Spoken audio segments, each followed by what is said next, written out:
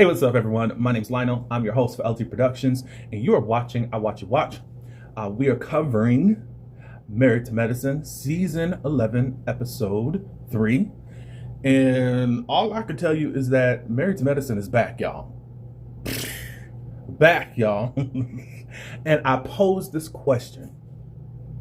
Who is right and who is wrong in the Whitmore family household? Let me know. But I do appreciate you all for coming to my channel. Like this video. You can also subscribe, share it, and leave your comments below. Now let's get into this episode. Okay, so I'm just letting you know up front, I'm ready to get to the meat and potatoes, but I'll give a little appetizer, and just to kind of review some of the other stuff that was going on in this episode. But the Whitmore family is going to be the main part of this review that I want to really recap. I really have an issue with Scott and Contessa. They are back and doing the same BS.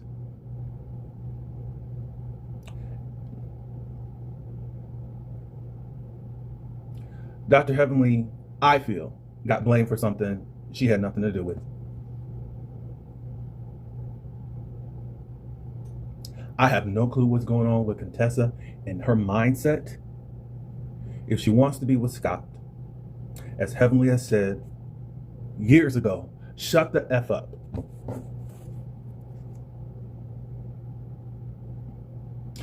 She's very loud in this episode, and y'all can feel however you want to feel, but she's letting you know Dr. Heavenly is not the problem.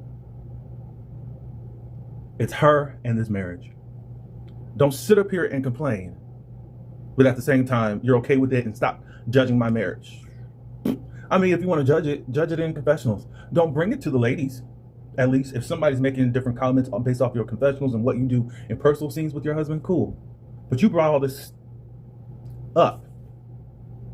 You keep letting us know the crap that's going on in your marriage. If you're fine with it, cool. I guess don't say it in a complaining way then. You threw a party. There's some pride there. Maybe some arrogance, and probably at how you don't want anyone to judge what's going on in your household, but at the same time want to give people enough to say something to you, which is weird. I really don't understand why you put Brandy on Showcase. You were mad because people were talking about you saying that you wish that your husband or someone had thrown you a big bash, but you know that Scott is not going to do it. He's always going to rely on you. Simone gave the advice of, look, if you don't set the boundaries early off in your relationship, it's always going to be this way. And it's true. And now you're talking about towards the end of the episode that, okay, we've been together for 20 years. Maybe in 30, he'll do something. No, maybe in 30, you're going to be divorced. And you might be around just for the children. I don't think that you should have came back on this show. Maybe you are back because that you need to pay your bills. Not saying you don't got it, but that's a hefty bill as far as the renovations that you have been going through. You put out a lot of this money, and you haven't recouped as of yet. The building's not even prepared. So for me, I'm just going to always look at you kind of crazy as to how you want to act. Because, look, you're putting your marriage business out there. Quit acting like nobody can say nothing about it. Quit acting like nobody can't give you any wisdom. If you don't want people critical, cool. But I don't see what anybody was saying wrong to you during your party and elsewhere. Now, how you treated Brandy, I still don't know where that came from. Was Brandy really putting out all of this stuff to sit up here and be that condescending? Like what? This meant a lot to Brandy. I think Brandy wanted to showcase, oh, my husband, he really loved me, and let him do it. Let him do it. I think she came from a more traditional mindset as, oh, my man really done something for me. That's what she wanted. You up here talking about, this ain't no birthday. I would really be overwhelmed. This is a birthday dinner. If my husband did this for me, And that's probably what your husband would have done for you. Or less. You probably would be at McDonald's. Be, I don't know who you married, Contessa, but you always sound miserable in your own marriage, but everyone else is the problem. Now, y'all can fight me in the comments, but how you present yourself, even though you are a doctor and should be well respected, you present yourself very pathetic. And I wish you never came back. I want to talk about this. The gloves are off. And y'all know who I'm talking about. All I know is I watched a tennis match between Dr. Jackie and Toya. Toya first started talking about some of these people's appearance showing up to this birthday party. Dr. Jackie, at least in her confessional, even though she clapped back right at Toya at the table, that Toya is this label. Did I write it down? Let me make sure I did. Let me see. I think I just wrote it down. Something to that nature. She just, basically, you're a label hole. But she called her a bitch. If you ain't got it on, then that means that you're not really living a good lifestyle. Dr. Jackie got it. She can wear anything that she wants. She can buy anything. Dr. Jackie said that I got Zara. I'll get some Zara. You better go there. Instead of just trying to waste your money on a label. If you got it, you got it. Wear it if you want it. But don't sit up here and judge someone else. But them going back and forth, oh, I enjoyed it. They both gave it to each other. And I think the gloves are off with Dr. Jackie and Toya. Look, Dr. Jackie stays in her corner and hardly even acknowledges Toya. But since you went and start talking about my husband, and now she got to get her lick back. That's what I think it is. But anyways, I think Toya this season is not staying in the background. Toya, the last few seasons, have been hazing some of the new folks. We can go all the way back to Audra. If you believe that you started with her, and somehow she got voted off the island, which I think that was so crazy. But anyways, we won't speak too much on the past. But this season, Toya stepped up. And I think that this whole cast is stepping up and is returning back to its original form, where everybody was working. Y'all can disagree with me with all you want. Dr. Heavenly and Quad have been carrying the show for a good few years now. And everyone else was just sitting back. Toya would participate. Toya would. But those were the main ones. But y'all hated it. However, the show has continued on because of those two. Making sure stuff was happening. No matter how much y'all hated it. But y'all don't get really on the lazy people that are on this cast. Y'all might not like me. Let's get to the meat and potatoes. The Whitmores, that consists of Cecil, Dr. Simone, Miles, and Michael. They come to a family dinner. It looks like the boys went and got some takeout and wanted to give some type of dinner to their parents. We have found out that both the boys have graduated from college. I think do they have their graduate's degree? But congratulations. I saw people picking at that as far as even the dinner and all that. Look, they're not cooks. Maybe, I don't know what their budget is or whatever, but anyways, they're not cooks. So that's nothing for me to just try to pick at. The conversation starts, it's like a financial conversation. Simone wants to talk about what are the next steps. You have graduated. Michael wants to go on and be a lawyer. So he needs to go to school for that. He's talking about this car and thinking about getting another car. He has a Jeep. That was cool in the beginning, and obviously it's not holding up. It sounds like that there's a lot of major issues with the Jeep or whatnot, but of course that wasn't his expense at first, as far as at least buying the vehicle, but now he wants another vehicle. Simone wants to talk about financial responsibility. She brings out a Chase credit card bill, where in the last year, Michael has spent a total of $60,000. Now, Michael said, like, if you're going to bring me some evidence, please don't do stuff to make me want to feed all this food to the dog. I said, oh. I think There's a lot of stuff going on. Anyway, so we get on to college education. How are you going to pay for this, Michael? And he said, well, I got a well-to-do mama. And all you can really, when you're watching this, you're like, did he just say that? Yeah, he said that. And you're like, and he's still living? Yeah, he's still living. Some people would say that Michael's entitled. Could I argue with that? No. And yes, at the same time. People call them bums. I can't say that they're bums. They got their degrees. The parents foot the bill, but guess what? They stayed the course and got degrees. No matter how you don't enjoy the process of it. I kind of am looking at the situation from a lot of different perspectives. We can say from the black way, as far as the black way of getting it out from the mud or getting it in the mud. We could definitely say, oh my God, these brats, these spoiled brats, these bums, these entitled people just using up Simone's money. How dare they go get a job? Da, da, da, da, da, da, da, da. Michael said, well, my white counterparts don't have to do that. Simone said, well, what about the ones that do get a free ride and all that stuff and they don't do anything with their education? As of yet, I don't see where they haven't. They're still in school. Now, Miles ain't said nothing. But anyways, I don't see where Michael is doing anything wrong as far as get the education. He's getting the education. Cool. Now, if y'all just ready to fight me, cool. Save the fist because I'm going to have a well-rounded conversation. So just stay with me. Because it's like,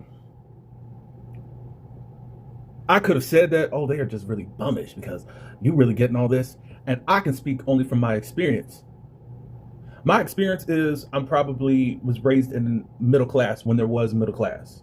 I'm probably the last of the middle class. Meaning that I was mostly raised in a predominantly white neighborhood. I had to go to white schools, predominantly white schools. Cool. We weren't well-to-do. We weren't Dr. Simone status and all that stuff. When it was time for me to start going to college, I had to do everything on my own. I did not finish college, just to let you know that. But anyways, I was allowed to live at my parents' house for a little while, and then I had to get out. I think for black men to have any type of load lifted is a sin to society. And also it's not relatable to the black community and black race that you get a free ride to college and you don't have to lift a finger like that. You get your finances and all that together. You got to figure it out on your own. Most people get pushed out at 18 without any type of guidance at how to figure out life, because that's how many generations have lived.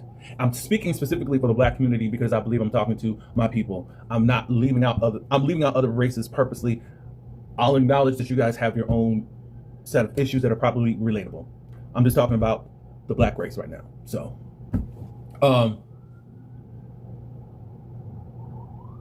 I can't say that I love that this is happening for black children. I love it. I love it. Because we don't get to see that, hardly any. I saw one comment on my Twitter feed, somebody that I dialogue, I don't even follow with this person, but we've kind of butt heads on some other things and agreed on other things at some point. But anyways, he says that he lived in the PG County area. This is in the Maryland, the DMV area. That is known to be the richest black zip code area. He says that those conversations happen a lot with the more well-to-do people. And those conversations should be had. I'm going to flip over to Dr. Simone's side because I'm going to tell you this much. I think that, now I don't like when Simone yells a lot. Sometimes it seems funny, but most of the time I'm like, ugh. This time I say Simone had a right to yell.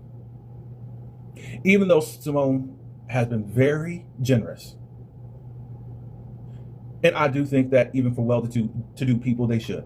She's saying, look, I'm not going to be here What are your future plans? I don't even know if Simone wasn't going to help out, but she said, look, me growing up, I had to get scholarships and all that stuff. Cecil is like, well, we got it. And I said, we? No, you're just fortunate to be with this woman right now that's footing the bill. Probably the only bum that I see is Cecil. At this point, I don't think that Cecil has always been a bum. I think that he has carried his own load at some point, but we really don't know what you're doing. I think you're in real estate or something, but it's really, Simone is a breadwinner. I can't, again, I'm not going to say the boys are bums. I think they're headed to a place where they're going to be stunted in growth if they just think that the parents can keep funding their lives. Being a lawyer, that's going to take another 8 years, Michael. That's the typical wait period. You don't even start making money like that until you get further on. You probably got to be a paralegal or something.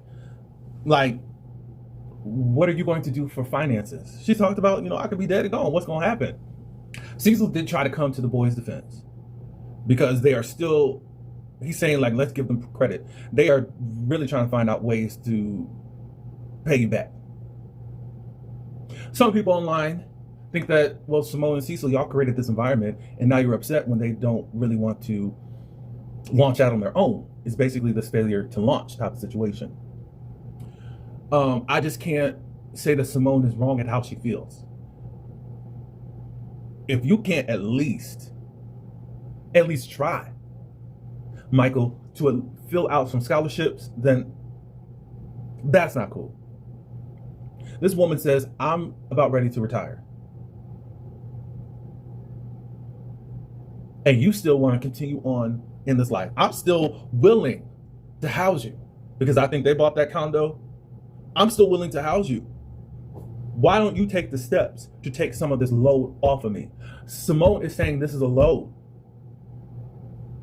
And I think it's a lot different from high school Michael to college Michael. They are, I can't say throwing money away, at least at what they're doing. I think some of these other expenses, like 60K, what's this? I would love to know what the 60K has been used on in a whole year that you haven't even paid. Not a dime, as far as we know.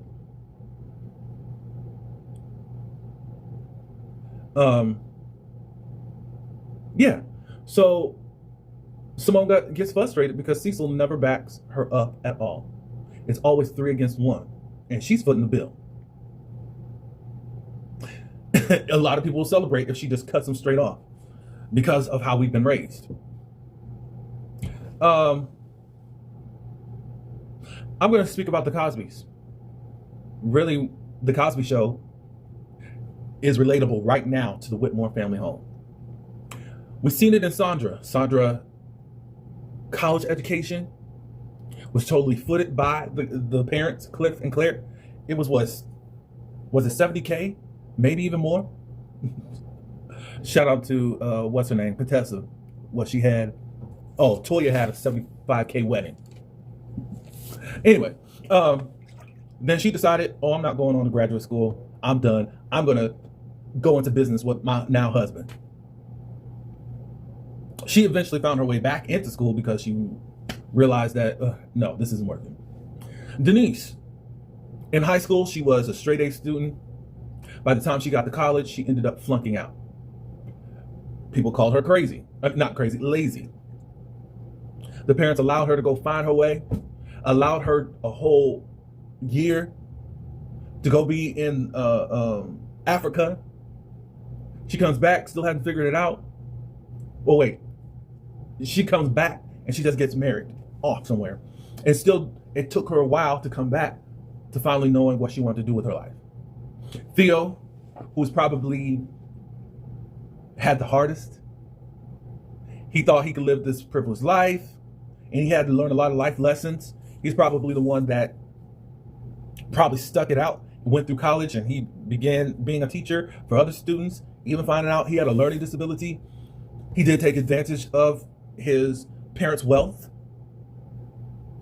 Vanessa, who felt like she was wealthy because of her parents, she had all of this stuff to say. She got into a fight in high school because of it and how people felt like she was jealous. She went off to college. She She did a lot of stupid things as a teenager, but it wasn't, she went on her way. Rudy, we really don't know. We don't know what happened and how she actually flowed. But anyways, to see how each child was still affected by having wealthy parents, well-to-do. They didn't make all the right decisions and all that. Now, typically, and this doesn't even have to deal with black folk, but I will say, you know, black men can't be seen being lazy. Black women can't be seen lazy either. However, it is encouraged for women to find a man that's going to take care of her. And they push for that. I think overall, I am on Simone's side because of how she feels. She does want to retire and she wants to make sure her children are okay, but she can't carry this load like that, and Cecil's just persistent on that. I do speak up for the children in regards to this. I still don't think that they're bums. I think that they need to at least come up with a game plan to now start living a more independent life. You've been set up very well. And if you can't at least try to see if you can get some scholarships. That's what she's even saying. She didn't even say, I don't want to pay for nothing. You're just not even trying. Like, my mom has really carried the load. Let me see what else that I can do. Thank you for what you've done. Because it comes off as if you're not appreciative of it. I think you are. And I think that Michael got frustrated because he knows he's had these conversations with the parents, specifically Simone. Again, we can hit this all in different angles. This is what Michael and Miles are accustomed to. And I think that they found their way. I think that they got to be more conscious in money spending. And eventually you do have to become a man. I don't think that you have to become a man at 18. For Simone to be concerned at this point cannot be disregarded. That's how I feel about it. Look, Michael, just make a more conscious effort to work with your mom instead of against her in this situation. She loves you. She wants to make sure you're not crippled. You really don't know what the future brings. From personal experience, you could lose your parents at any moment. And what are you going to do? Again, being a lawyer takes a long time to even get there. How are you going to launch? You got to launch yourself into adulthood. Despite what you know, all I know is that you still have somewhat of a backup plan. I just think that you need to start planning ways to being independent. That's all I'm saying. I think that Simone will be happy if you can take some of the load off of her while you get further your education. Come up with a plan and make sure you're not spending lasciviousness. It's lasciviously. Don't do that to her.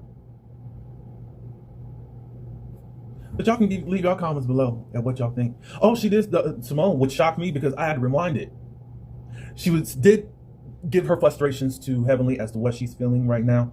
But then while they're in the midst of talking, right at the end of the episode, Simone says that, I might be getting a divorce from Cecil. I said, oh, I think it's long overdue. I do think it's long overdue. Quad said, don't do that. Don't do that. Now, I probably will be saying more in the next episode or two about that. And we'll see. I'm not going to say anything else. But yeah. I'm kind of team both Simone and Michael. I can't say I'm team Cecil, even though Cecil is looking out for his children. For you not to have your wife's back, even as a support system at all, to help out. If you could be a mutual ground, that might help. But you don't even have the steps to help. However, you did say that the children are trying to find ways to pay you back. So there's probably been some conversation, but that's failure to launch. That's all I can say. I'm just going to say that I'm not mad at Simone getting frustrated and yelling and all that stuff. And I don't think I'm totally mad at Michael either. Y'all get in my comments. I appreciate everyone for coming. Like this video, subscribe, share. And until the next one, peace.